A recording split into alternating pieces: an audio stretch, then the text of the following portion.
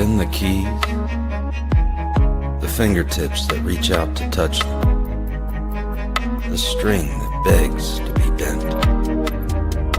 Or is it in the notes on a page, a foot to a pedal? The infinite space between imagination and skill. Or is it simply music?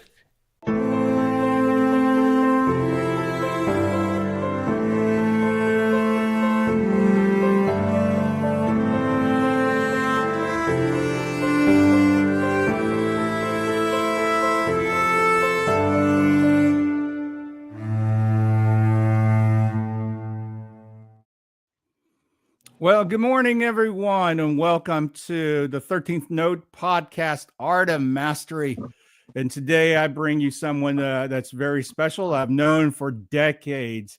This gentleman has the knowledge of incredible history of guitar, as well as the anatomy, construction, and just all the little things that most of us don't know. This gentleman would know because he's known as Dan the Guitar Man. Ladies and gentlemen, this is Dan Kiblinger. How are you doing, Dan? I'm doing great this morning, Jeff. Hey, man, thank you for coming on to the 13th Note Art of Mastery. Usually what we do is we want to kind of get the know-how and understand how you got into especially the passion about the guitar. So let's talk a little bit about when you were growing up. Where did you grow up at? I grew up in Seattle, Washington. Yeah.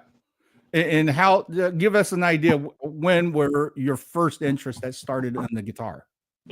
I started in the mid 1960s. There was a show on the TV called Where the Action Is, and the resident band, the house band, was Paul Revere and the Raiders. And every afternoon I'd race home from school to watch that show, and they're always playing. There's always pretty girls around them, and they just look like they're having so much fun. And I told myself, I want to do that. Interesting. And how old were you? I was about 12. Okay. And do you remember your first guitar? Yes, I had a little Japanese guitar that was bought at Myers Music on First Avenue in Seattle. Consequently, that's the same music store that Jimi Hendrix got his first guitar. No kidding. Yeah, it cost $29. How cool for an electric guitar, and I think it was about $15 for the amplifier. Right. You know, it's interesting that I got into guitar, and I talked about it in a previous podcast because of girls too. And it's funny, isn't it, that we both kind of went that direction, yet somewhere along the line, that instrument dominated and took over. Yes, sir. Yeah. So, what were you like as a kid, especially, right before you go into kindergarten? Do you remember how you were? Were you a playful kid, happy kid, sporty kid? What kind of kid were you? Well, I'm old enough that I didn't go to kindergarten. They didn't have it yet. Yeah. I was pretty happy-go-lucky little kid. Yeah, I had red hair and freckles, and hot-tempered, but really funny. Yeah. Oh, good. Did you get in fights? I doubled as a punching bag several times. Okay. So, what were your interests as you were now start to get into, I'm here, I'm 5 years old, 6 years old, 7 years old. What were you into at that time? Cars. I mean, I've been a gearhead since I could walk, and right. I can tell you cars I saw when I was 5 years old and describe what color they were, what model they were, and what year they were. Right. And how? And is that how you got into the mechanics and rebuilding and all that? The interest started to feed from that point. Oh yeah, yeah. Right. And technically, you're pretty savvy because you're able to take a car apart and put it back together. And we build them from the ground up at my house. Yeah. Do you remember how old were you when you first dabbled in that? Well, I first started doing that when I was about 9 or 10. Really. Swiping my dad's tools and taking apart junk cars. Right. So, at what point do you remember taking apart a guitar? Growing up, we were extremely poor. And I only got the one new guitar when I was 12. And that was my first electric guitar. And after that, I went through a long period of, being very poor. And so if I wanted a different guitar, I had to find one that someone had discarded or traded to me for almost nothing. And generally they needed stuff done to them. I didn't have any knowledge how to do it, but I had that brain that, I'm a problem solver. So I would sit there and think about it until I figured it out. Sometimes they were very rudimentary repairs, but eventually I would get them figured out. Wow. And you're in your teens? Yeah, my teens and early 20s, I really started getting involved in it, a lot more. And so previous to that, when you got your guitar around 12, 13, did you learn about tuning and chords or those type of things? Did you take lessons?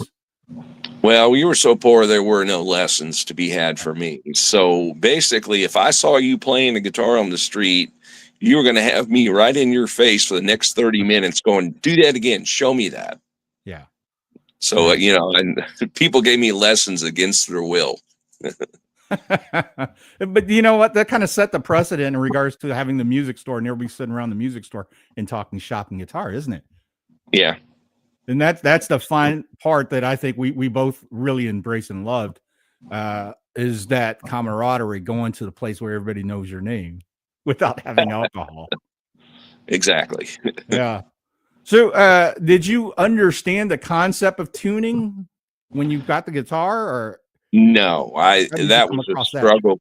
That was a struggle for me. Well, every time I saw somebody playing a guitar, I'd run, grab my guitar. Would you tune this for me? Okay.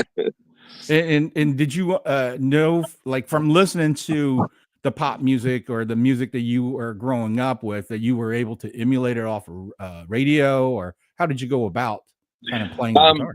I had a good ear. I was born with an ear. And the first thing I learned on an electric guitar, a song by the Paul Revere and the Raiders called Kicks.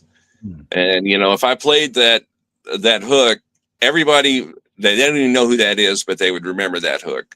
Yeah. And that's the first thing I learned. And so after that, everything that I began to learn was hooks of songs, because that was the part that was embedded in your mind, So I could play all these intros and stuff, but I couldn't play chords yet. Chords didn't come along till later for me.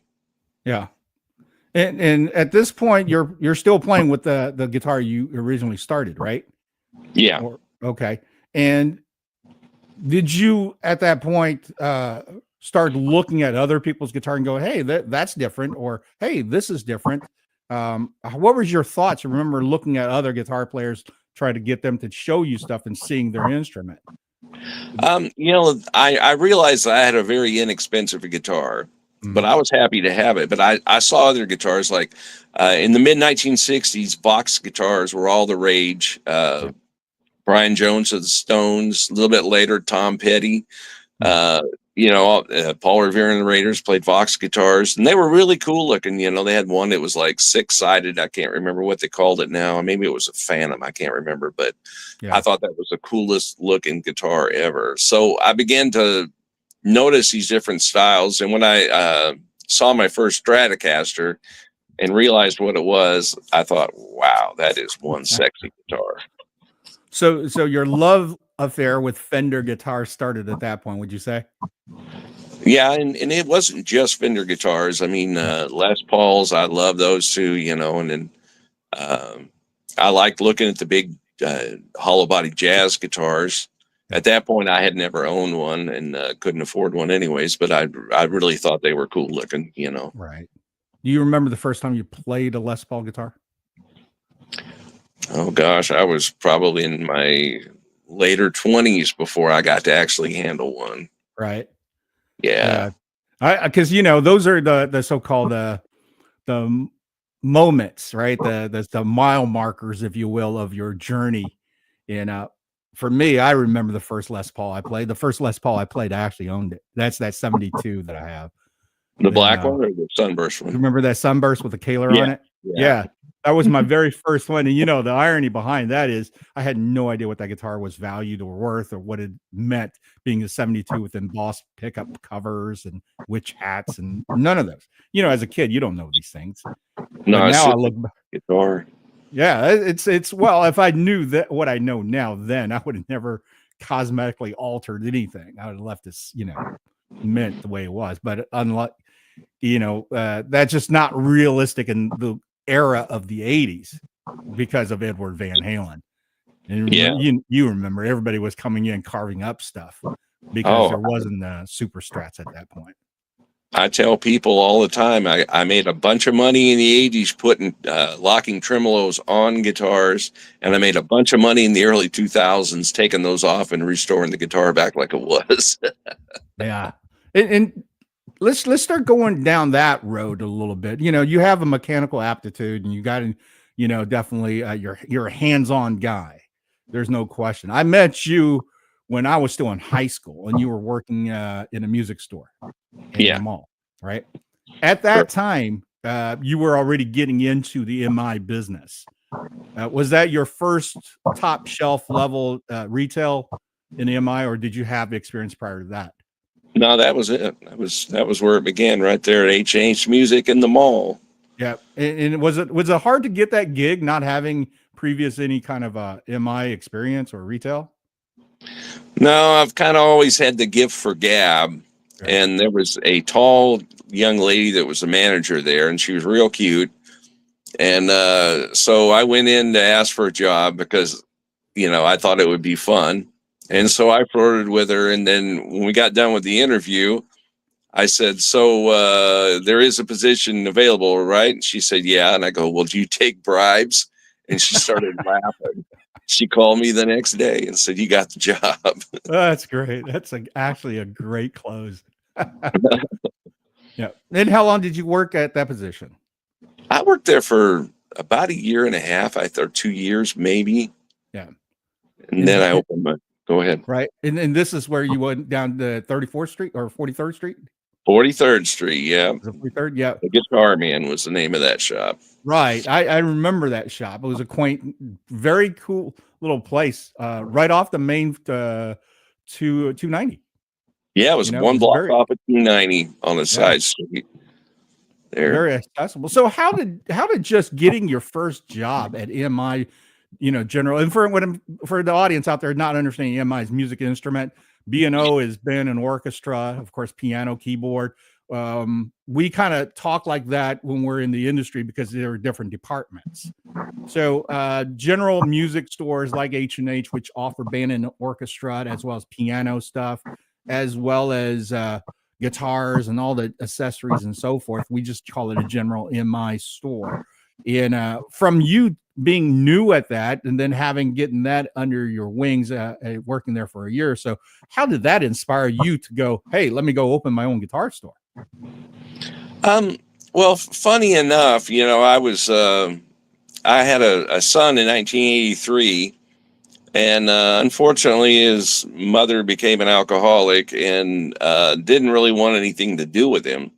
So he was under my care all the time. So I had to figure out something to do where I could have him with me all the time, because I wasn't one of those guys that was going to put him in preschool and, daycare. And I loved guitars. I would eat up with them at that point. I mean, I would talk to anybody that wanted to talk about guitars and whatnot. And I enjoyed it. I was starting to get good at talking to people, and I thought, I can do this. I had no idea at the time how hard it was to just open up a music store with very little money and even less experience. Yeah. But, I needed to succeed, because I had a child to take care of. That's interesting that the motivation came from family. And isn't that amazing that out of that desire in being with your son, that you ultimately create a career path that just, I would say, that changes the landscape of guitar here in the Houston and Southeast Texas area. So that was godsend in a lot of ways. Yeah. Yeah. So that store at the 43rd Street, How long did you have that before you moved over to airline? It was only about a year or so. Okay. And then I moved to Airline Drive. Yeah. And what was the thought behind moving that? Was it expense? Was it location? Looking back, I don't know why I did that. I really don't. I can't come up with a single answer that makes sense at this point. It worked out for me well, but it would have worked out just as well where I was. Right. Well, I remember going to the first store, definitely, because at that point, remember we did that show with Cherie and everybody else, and that's when you had that store. And then the first airline store, I remember that because I came and taught for you on I believe Saturdays. Yeah. And that store was quite what I'd really loved about it, I remember there was, pieces that you would bring in that I've never seen before. And I remember seeing a Les Paul that had, I think the Moog electronics in it. And it was a tobacco burst, and it had a TP tailpiece, and it was great. But I had no idea what that electronic is. And I distinctly remember an older gentleman came in, and in Texas back then, I mean, older gentleman was like typical cowboy, remember, with the hats and the so forth. And he sat down and played the guitar, and he was looking for quality, and he knew quality, I think, better than I did at that time. And he started asking me questions about the switches and so forth, which I go, I have no idea, but play with it, because I had no idea that Gibson had a thing with Moog and was doing that with the artist series or any of that. Because how often were we getting those kind of information? It wasn't like we had internet. So unless you went to an authorized Gibson dealer and sat there and picked their brain every day with a catalog, you just weren't going to know stuff like that. Or advertisements in Guitar Player magazine. Back then, that was another way to introduce us to new gear and so forth. So how are you learning new stuff that was coming off the block that could be potentially, this could be a great item? Well, up to that point, I had been trying to learn everything I could about new stuff. But about that point, I started getting more and more into vintage instruments. And so instead of having my focus on the future, I changed my focus to the past. Yeah. And if you remember, when I opened that store, it was mostly low-end stuff. But by the time I moved into the next bigger building, It was completely full of vintage stuff. Yeah. And that's what was the fork on the road that kind of inspired that? Just finally getting to the point where I recognized what they were. I'd read every book I could read, watched everything. And about that time, I started going to guitar shows, and just, the history of these instruments, I mean, we've been talking about Les Paul guitars. Yeah. A lot of people don't know that Les Paul was actually a player and, equal to Van Halen, 30 years before Van Halen hit the scene. Right. Just in a different style. Yeah. I think Les and Edward are both cut from the same cloth in the universe. Exactly. Innovators. Yeah. Virtuosos to the next level, both of them. Yeah. Right.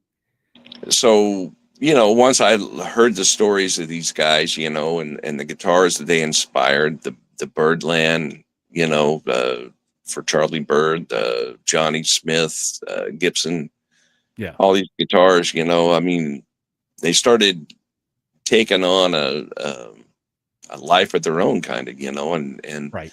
When I would see one that somebody wanted to trade in or sell to me, I'd go, you know what, I rent's due, but I'm buying that guitar. Yeah. And so you saw value already ahead on the curve before vintage really went nutso in the market. Well, it wasn't the value as much as it was the instrument, and I can honestly say that. Yeah. I mean, I've never really cared about money. I like having cool stuff. I gotcha. Yeah, and hence also you build vintage cars because of that's exactly. I focus on the past rather than the future for the most part, and having. I used to really get a kick out of people walking in my store and going, wow, Hmm. I haven't seen one of these in 20 years. I haven't seen one of those in 30 years. Right. And strike up a conversation. And although I knew a fair amount at that time, I tried to learn something from everybody that talked to me about guitars. Mhm. And, sometimes it was a person who didn't know anything about anything, but they had that one guitar and they knew all about it. And That's right. Yeah, I get that. you know, Interesting. Yeah. a lot of people wouldn't pay them any attention, but I just knew Yeah. there was something there to learn. Right. What was the first that you would consider the good vintage piece that you got? Do you remember that guitar?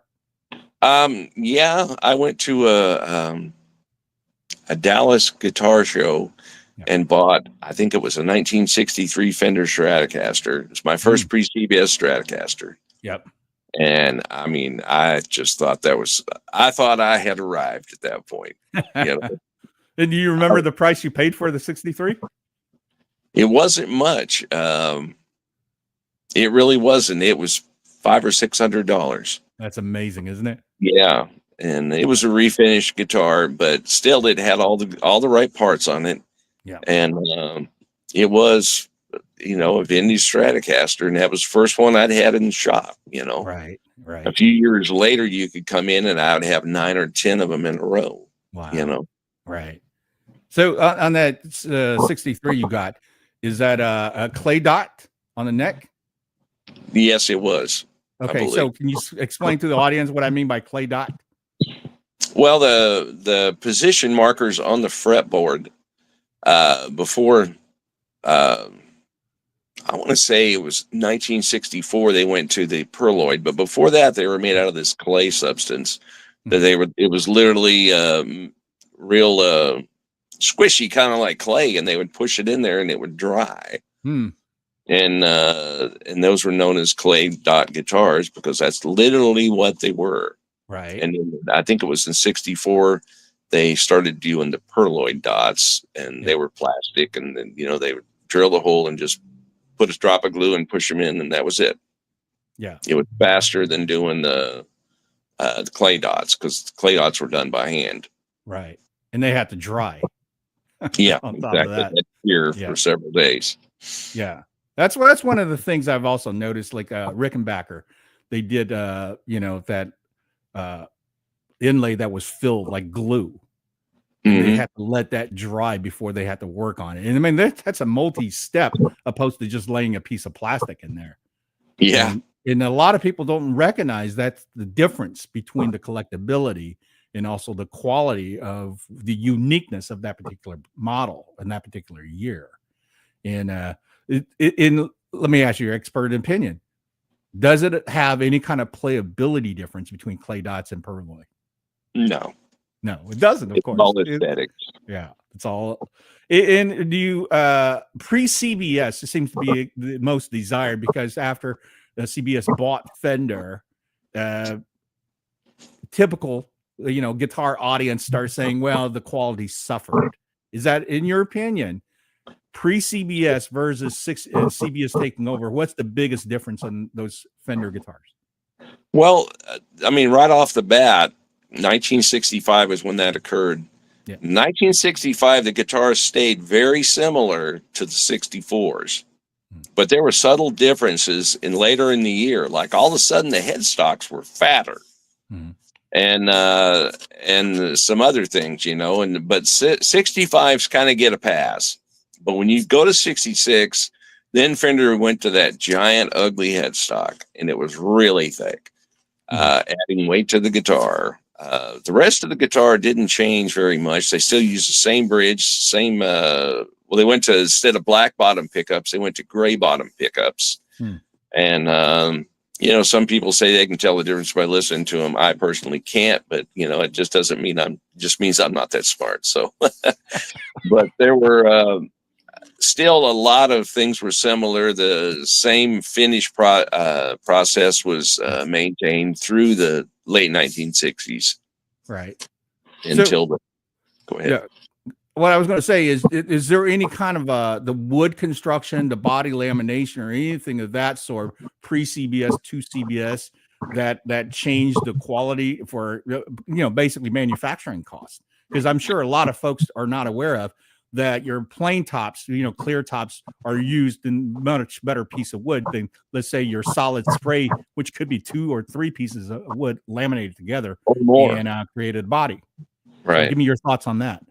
Well, that's exactly right. After 65, starting in 66, you start noticing Stratocasters that have more pieces of wood in the bodies, instead of 1 or 2.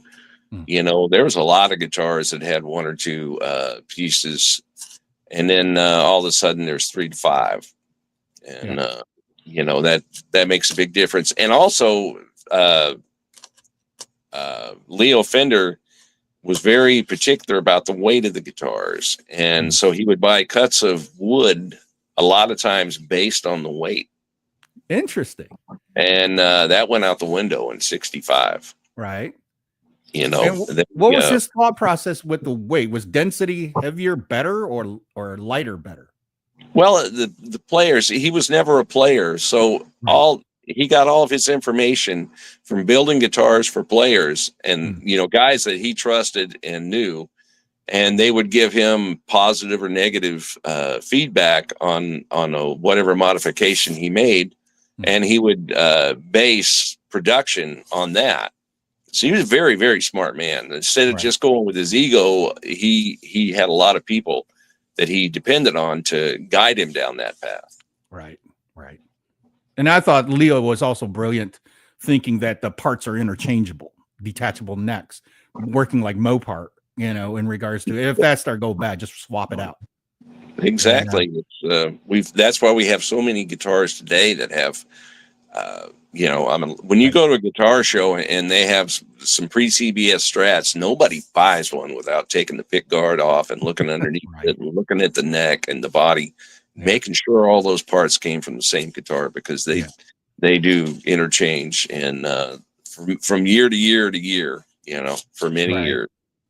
So would you say safe to say that until Leo Fender came out with the way he approached electric guitar manufacturing, what should I call modern guitar, that previous guitar and instrument makers were making traditionally very violin based, very piano based, meaning hands-on carvings and those type of things, because instruments were done in certain fashion, in certain designs, with the way of old school tooling. And Leo came with something different. Yeah, he was the Henry Ford of guitars, basically. Okay. Henry Ford was the first guy to use an assembly line, a mechanized assembly line to build cars. And so was Leo Fender to build guitars. Everybody else was kind of doing it one-off, not exactly one-off, but more that way. And then he came along with his bolt-on necks, nobody had done that before. And everybody's like, that's not going to work. That's not going to work. Well, it worked perfect.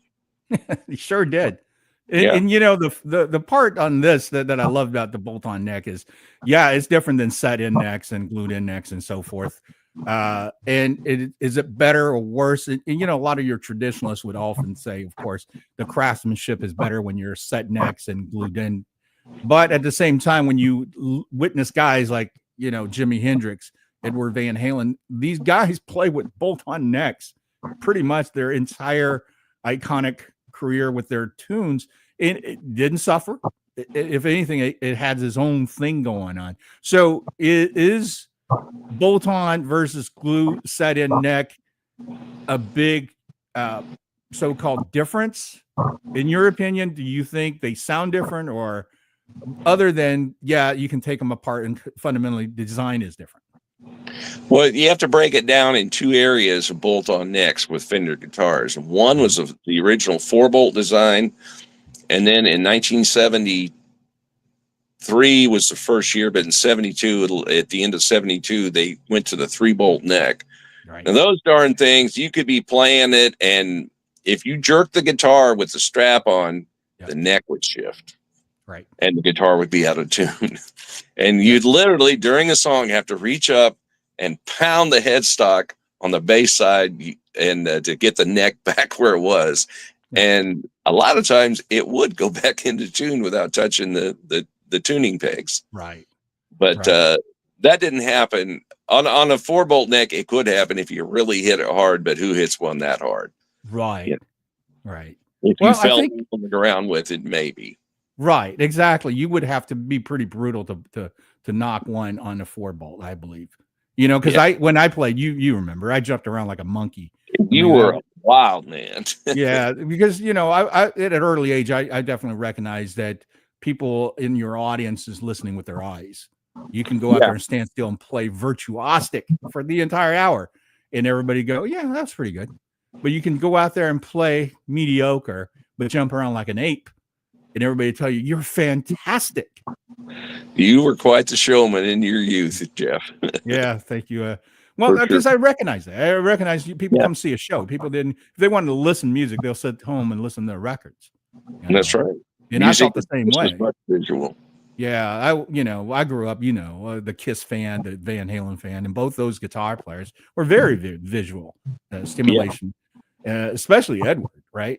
But this is the part that I really do believe guitar players and their uniqueness and the identity and personality flows through their instrument. So even though that we, romanticize pre-CBS Stratocasters, Jimi Hendrix played CBS Stratocasters and big headstocks and all this stuff that everybody kind of, looked at it from a collector point of view, like, yeah, but all of a sudden, 20, 40 years removed from Jimi Hendrix, and those CBS Strats are not being looked down at. Can you kind of give me your thoughts in regards to what happened? Is it just time that changed our perception? Repeat that last part again. I didn't catch it. Think about it. Pre-CBS Strats for the longest time, let's say, especially late 70s, early 80s, became a huge talk about items. Collectors, like guys like Eric Johnson would talk about, my old 60s Strat, pre-CBS. And you get a lot of this in Guitar Player magazines at that time. I remember that as a kid reading it. But Hendrix was playing CBS Strats. And Hendrix, basically to me, besides Hank Marvin, put the Strat on that stratosphere, right? In the sense of, I got to go have one of those. No different than when somebody saw John Lennon with a Rickenbacker 325 and went, I want to do that. Nobody in their right mind, to me, this is my opinion, that wants to play a short scale guitar. But if you're John Lennon and you got these chords and you want to play Beatles songs, well, what better, right? Play that guitar. So my point to you is, as we now move forward, Jimi Hendrix is now almost 60 years removed from when he came out to the scene. And at this point, the market for CBS Strats, I think, is just as good as pre-CBS Strats, or even the 70s 3-bolt microtilt Strats. So give me your thoughts on that. There was a generational thing. In my age group, by the time I got to where I could, get good guitars, I was pretty well grown up. I was in my early 20s, and so that was the guitars that were available at your local music store. Was those 3-bolt Strats. Everybody had one. It looked like Hendrix's guitar, and so everybody wanted one, and they were good guitars from 73 to 76. And then after 76, Fender threw all common sense out the window. And the guitars got thicker, the pickups got weenier. They weighed a ton. And so from 76 to 81, they were awful. They were heavy. They were expensive. In 81, a brand new Fender Stratocaster was $1,000. Yeah. A Gibson Les Paul was $900 for a custom. Right. Okay. A custom was 10 times the guitar of the Fender Strat in 1981. Yeah, agreed. They were just horrible. That quality was different, right? But at the same time, I get where Fender was going, because my Stratocaster, my very first Fender Stratocaster, was brand new, and it was 1978 or 79, right? The Microtil 3-bolt, tobacco burst, black pick guard. And the irony behind it is I had to live with that guitar and grow up with that guitar and figure out what it was, because that was the guitar that I ended up taking a router to and doing the Van Halen trick to it. But what was really surprising, number one, is I broke the whammy bar into the block. I had no idea you can actually do that. Oh, that happened a lot. Yeah, I figured that out now. After I did it, I was like, crap. Then I realized that the Fender construction changed, because I had the handbook, guitar handbook by Tom Wheeler, and it showed the block separating from the saddles and the plate.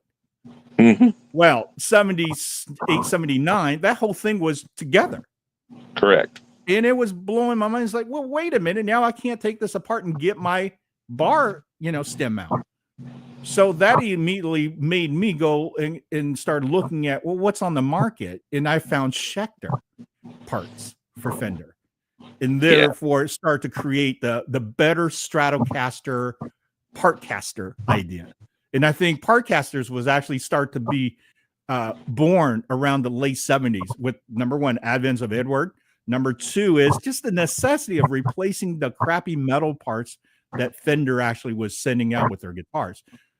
Now, you were saying that, a little thinner pickup.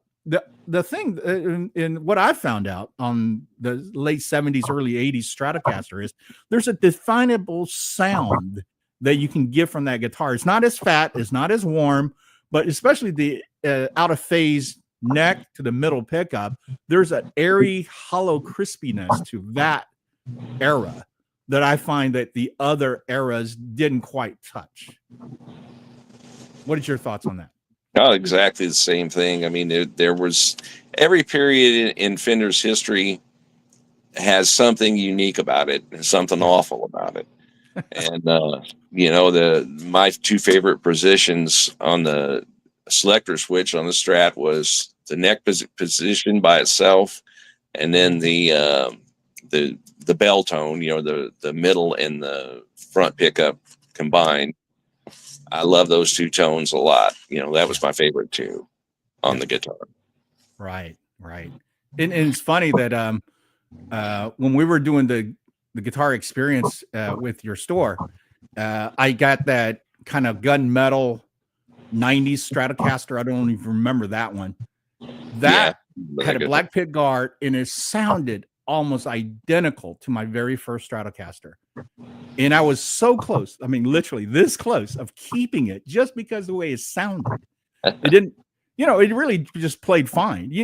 As well as unless you do something dramatically different on your Stratocaster, you can make almost every Stratocaster feel pretty close to a good playing guitar, right? Even though they're all different, they all have their personalities. And they all have tremendous adjustability designed into it by Leo Fender, Right. And with that, talk about guitars and their uniqueness. Let's just stay with Fender for the moment.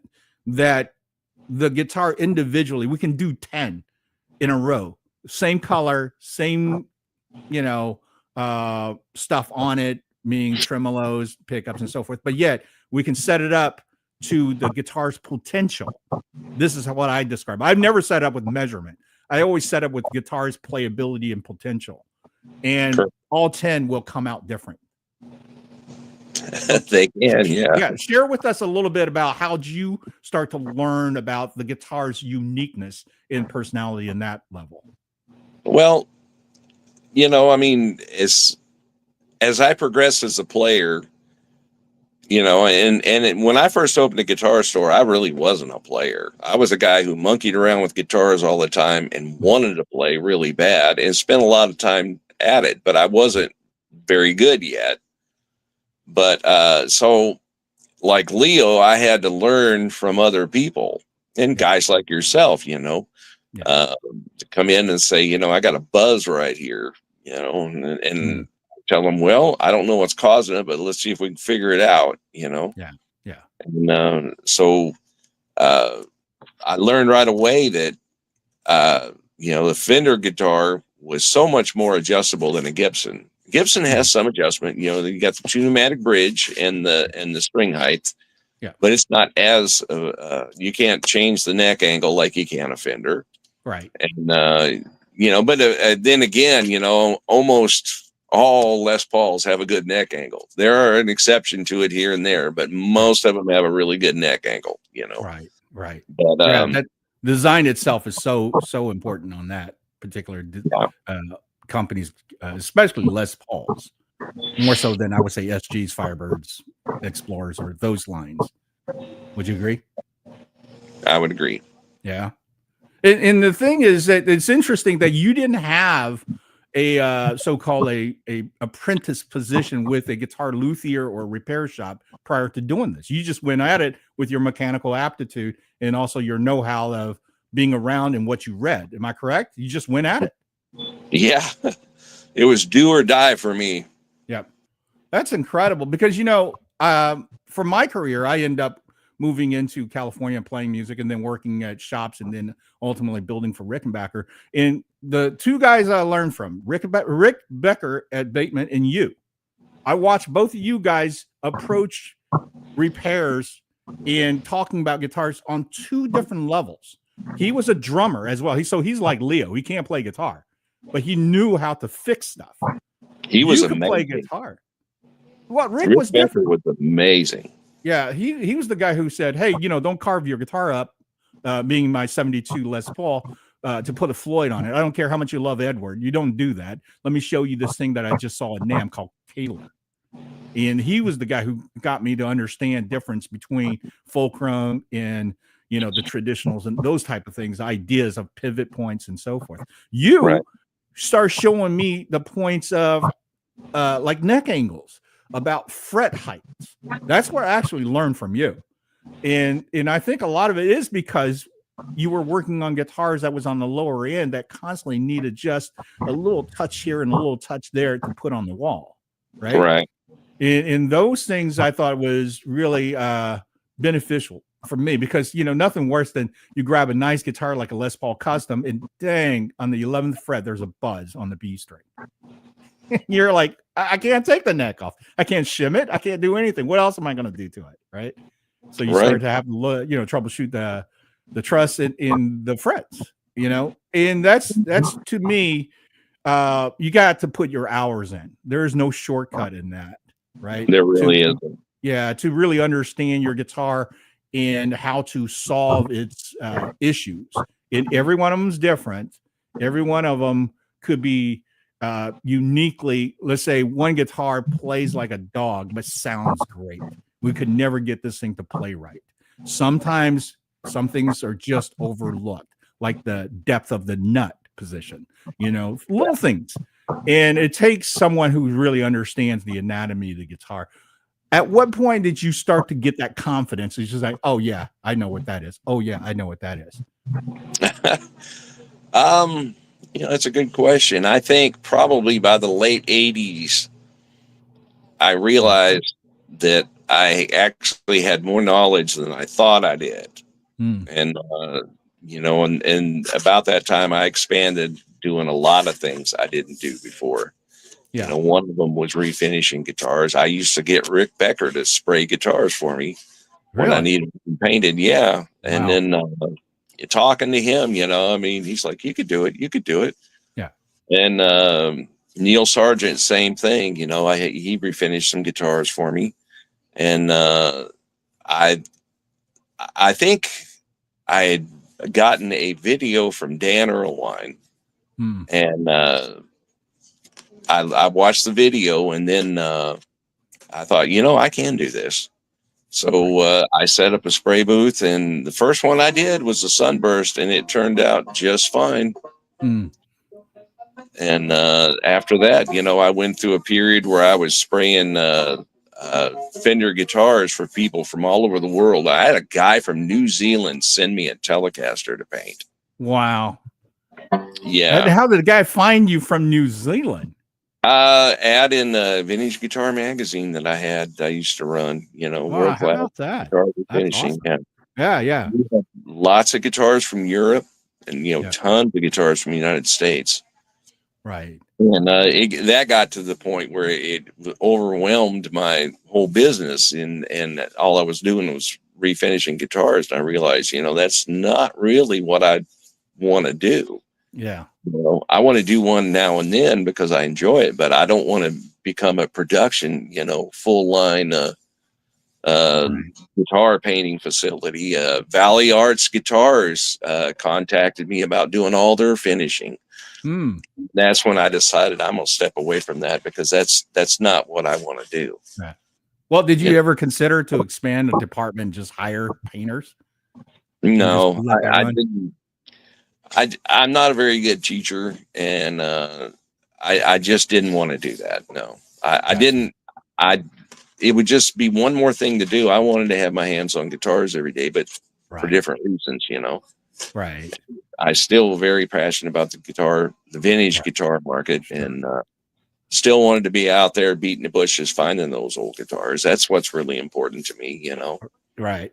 Yeah. The hunt is definitely fun, isn't it? Yes, it is. Yeah. Okay. So, I know we could go on and on for Fender. I just want to jump ship a little bit, Sure. and let's go to talk about the Gibson guitars. Gibson guitars to me is day and night different than Fender. Like you said, Fender was like the Henry Ford's. If Henry Ford was the Fender, what would you consider Gibson to be? Cadillac. Okay. So represent America. Yeah. High quality. They represented the best that America had to offer in guitars, in my opinion. There was more expensive guitars out there, but Gibson had such a wide variety of guitars, from solid bodies to hollow bodies, basses and whatnot, that they were very precise instruments. All of them not all of them, but 99% of them with set necks and really good neck angles. The fretwork was superb. I loved on the Gibson Les Pauls how they carved the neck binding around the frets, and it became part of the end of the fret, and they were so smooth feeling. It was details like that. So Fender with the Model Ts, and Fords, and Gibsons were Cadillacs. Right. And I think a lot of people out there, a lot of folks who don't know that Gibson, by the time the 70s rolled around, they were almost in the business for 100 years. It wasn't like they were a new thing by any stretch, making fretted instruments and string instruments. They went back to the 19th century. Yeah. And that's one of the things that I believe there were Civil War guitars that actually Gibson made at that time, where Civil War soldiers had strung around a gut string Gibson out and fighting for their lives. And that to me is part of American history that it's really neglected in our instrument manufacturing side. It's the same thing with, and I know, and I learned about all this because I represented Steinway & Sons, and a lot of people are not familiar that Steinway & Sons is actually an American company, came out of New York City. And this company came out, in the 1800s, because at that point there was no radio, no entertainment other than you have your instruments, you perform. Same thing with parlor guitars, parlor grands, right? And Gibsons, with their so many great things, mandolins and harp guitars, very creative, would you say, from that company's history of what they were manufacturing for the musicians. So by the time that when Les Paul showed up with the log, right? We get the kid back with the log because supposedly Leo Fender rattled the cage so much that Gibson could not ignore anymore. But they didn't go down that road until much later, where I would say, the Sonics, and then there was a few other ones that had bolt-on necks. And I'm assuming they did that because of affordability and for the marketplace.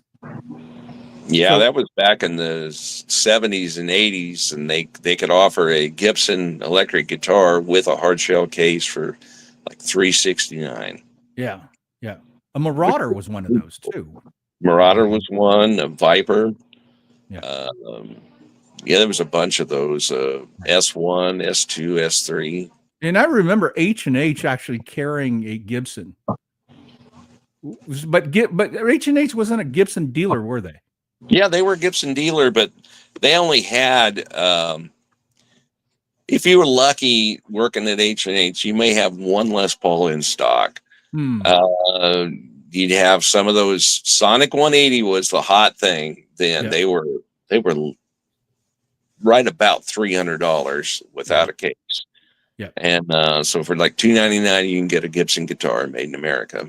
Right. And so, you know, that's what they stocked mostly. They liked the lower end Gibsons. They stocked a few Les Pauls, but they would typically go from store to store. They would be at one store for a while, and the manager would be like, I can't sell this. So they'd move it to another store and to another store.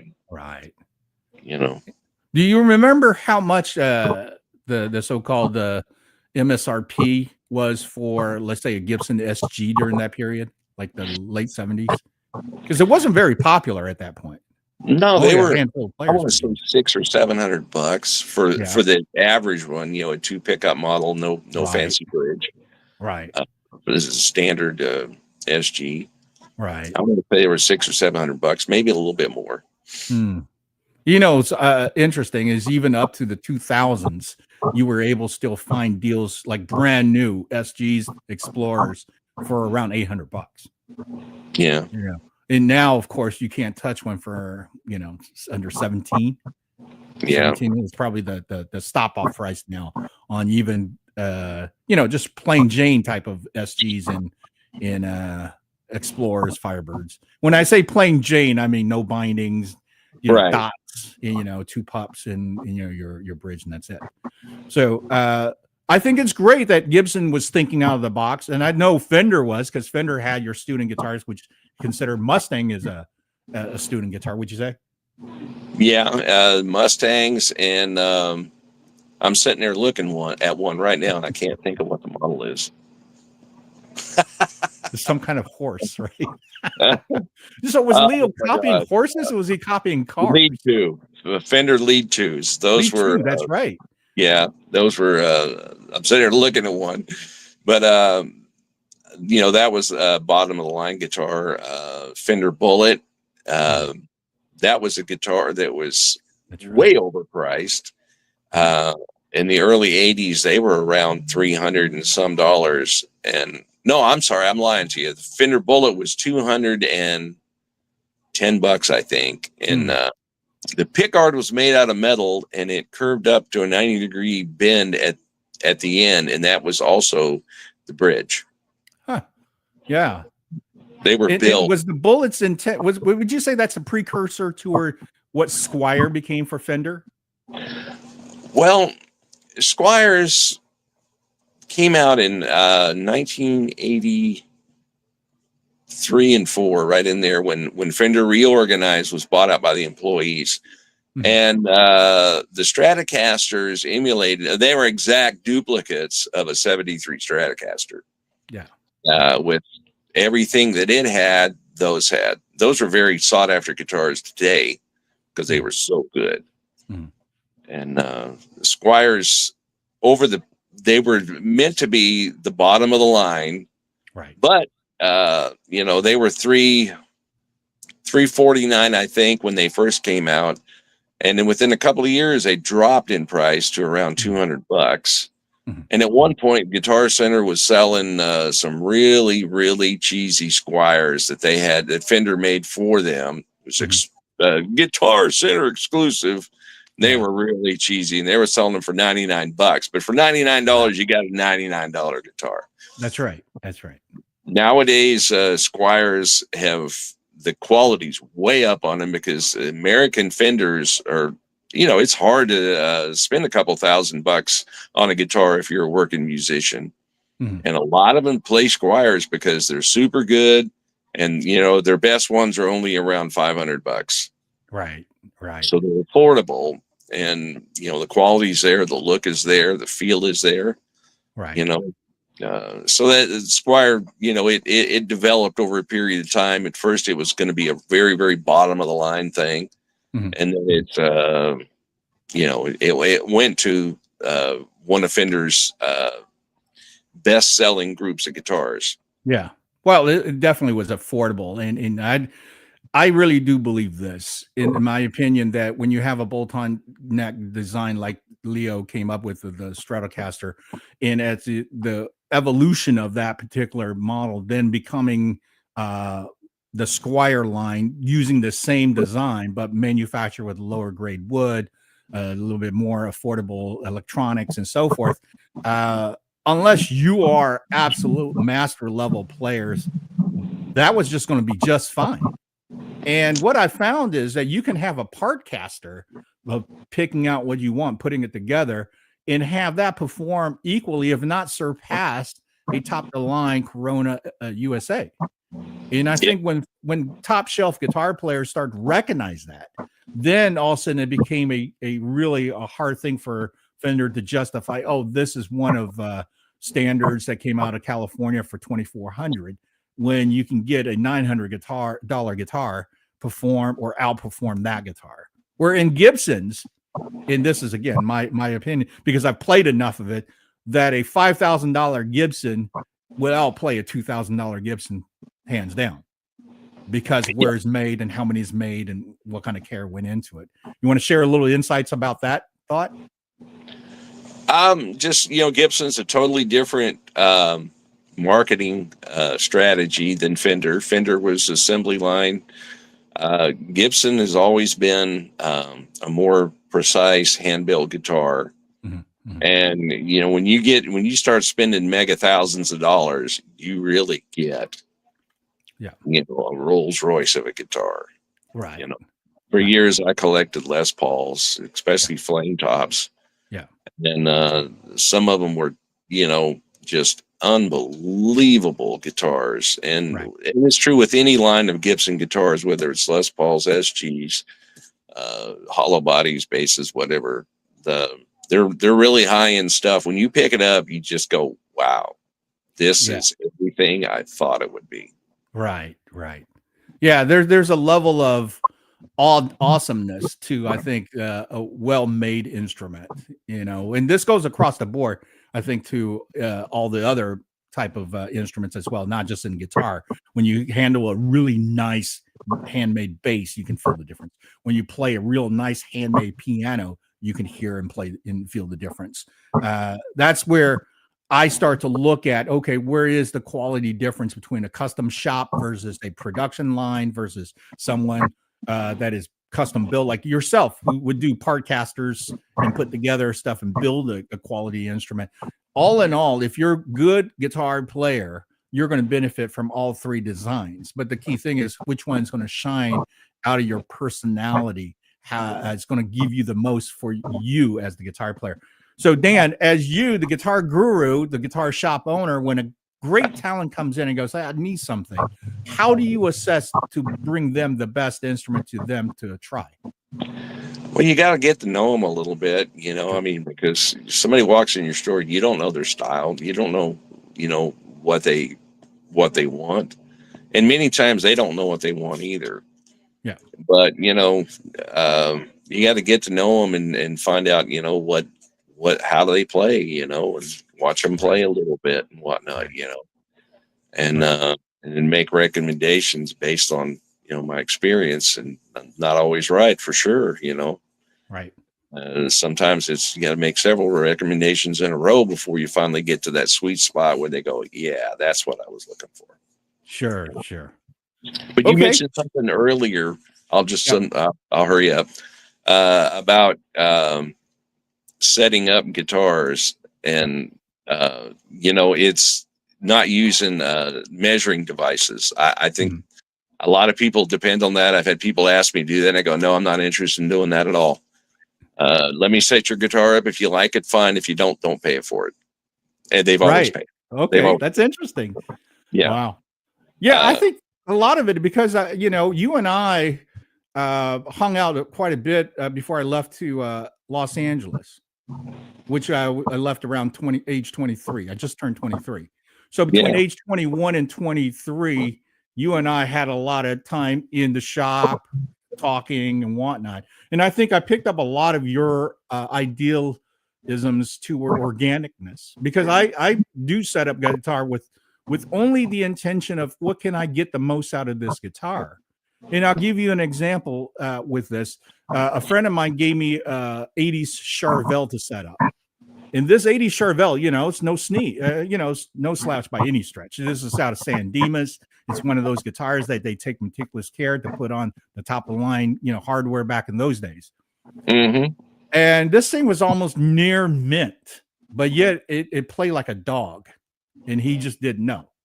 So tweaking the bar a little bit, pulling the neck back a little bit, and just slowly let it simmer and set, because I knew that they didn't use cheap crap on it. So therefore, it wasn't going to constantly misbehave, as I would describe putting together, let's say, one of those Asian guitars. Asian guitar, you can set something up, half an hour, come back, and it'd be kind of, not the same again. And you keep on playing with it. And is it because of the wood? Yeah, it's a lot of it. I always attribute to the wetness of the wood, too much moisture in the wood. And basswood bodies are notorious for that. Yeah. And that's the thing where, if you're just buying wood by the bulk and you're slapping these things together, it's a crapshoot. I've always told people who wants to know about guitars, which I get, I said, you got to understand, the ones that's affordable, you may get 1 out of 100 that's going to be a decent, solid instrument you can depend on, that you keep for years. Where out of good guitars, midline, we're talking about $1,000 to $2,000, probably 1 out of 10 is going to be the go-to creme de la creme for your life. But when you're talking about top shelf, Bernie Rico, Noser, Gibson custom shops, Fender custom, the guys that really put some thoughts into their guitars and take their time, probably 1 out of 2 is going to be phenomenal. And the other one's going to be just great, Yeah. I've never seen anything at that level come out being a dog. Have you? No. Yeah. No, they go through too many sets of hands. Their quality control is superb. And that's part of what you pay for. When you spend that much money, you're paying for quality control, and it's worth every nickel. Yeah, I agree. As a matter of fact, I have a custom shop Gibson Hummingbird out of the, what is it? The state there, Omaha? Is that what their custom shop is for the acoustic guitars? I think it's in Montana. Montana, that's it, exactly. Montana. So this sucker is full of inlays, right? It's not just the bird on the pick guard. It's birds all over the headstock and in the neck and so forth. So they had to take some time, not screw this up. This is something that they had to choose the good wood, because the retail of that sucker was $7,800. And for me to drop $7,800 on an acoustic guitar, which I'm an electric player by stretch, 90%. My acoustic playing is just me farting around the house, but I couldn't pass it, because I had such great experience playing the custom shop Gibsons that when I had the means to be able to get one, that I was going to find one that was going to be unique and it was going to be great. So the reason why I'm going down this road, this guitar has been in my collection now going on 4 years. And I tell you what, never changed the strings on it yet. But that guitar has mellowed and seasoned slowly but surely. And this guitar sounded sweeter today than it did when I took it off the shelf. And there's no way to describe it other than it's because it was cared for. It was used with the best material. And then there's the X factor that I always said to people. When you have the spirit of the human who is passionately with heart building a music instrument, that energy is infused into that instrument. And that instrument is now actually taking life. Sure, it takes you to spark the life to get the music out of it. But I firmly believe this. Once is the guitar or the piano or whatever it may be handmade, and it becomes existence as a reality of the instrument, that instrument's alive. That instrument has the energy that the builders put in. And that's what makes certain group of instrument extremely desirable, extremely magical. Your thoughts on that? I agree with you 100%. It's that way. You nailed it. I don't have any additional comments on that. Well, it's interesting that I had a podcast talking with another gentleman, and I said that about the Steinway piano, and he says, well, the piano doesn't really have anything going on unless you put it. So it's just an inanimate object that sits there and it's nothing. And I don't Well, believe that. I don't believe that whatsoever. I don't think he knew what he was talking about. I don't want to put him down or anything, but I mean, because I know so much about guitars, I also know so much about about other things. Yeah. I recognize the quality and craftsmanship and brilliance of a Steinway piano. I had the good fortune recently to go jam with some guys, and the guy had a Steinway grand piano in his room that I got to mess with. Right. And it was, it might as well been made of solid gold. It was that cool. Right. Yeah. Well, that's the thing. If I was in a guitar shop and there's 40 Gibsons, top shelf Gibsons, of course, then it becomes such a Candyland store because you're around greatness. Then you can start to really notice the nuances of the little things of that top greatness of the music instrument on that level. I had the opportunity to have that with Steinway. The Steinway dealership that I ended up starting my piano career with had easily on the floor between 30 to 40 Steinways at a time. We're talking about as old as the rebuilds from 1870s to the brand new one that came out of the New York showroom floor last year, those type of variants, right? And when you have enough of the same quality top shelf stuff, then you can start to spend time to learn the personalities. And this is the part that I loved about, when we always talk about guitars, is that you recognize that level of the craftsmanship, the intention of what that instrument now can do with the player. And then you then can fine tune it for the player itself. I believe that's the refinement aspect of your guitar guru knowledge, right? And at this point, where the guitar is moving away from pop music, and we notice guitar is taking almost a back seat to it. How do we keep this guitar business and the guitar instrument alive in our society? That's a good question, Jeff. We've definitely noticed, with all this internet and everything, that people are trying to get away from it somewhat. And I guess, the answer is to keep doing what you're doing, and for me to keep doing what I'm doing, and, try to, keep people interested as much as we can. I mean, I have a lot of guys like yourself that I've known for most of your life. And, they're kind of, I'd learn something and they would learn it for me or whatever, and so they're kind of kind of disciples to it, sort of, and they're going out and doing their thing like you're doing your thing, and spreading the word, about the joys of owning guitars and playing them and whatnot. And that's what we need to do. All these kids nowadays are wanting to, do everything online, record, play instruments. People play instruments online. And it's like, that's ridiculous. You're not doing anything, and right. If you put your hands on it and you make tone come out of it, and that tone becomes a song, then you're playing something. If you're pushing buttons, you're not doing nothing.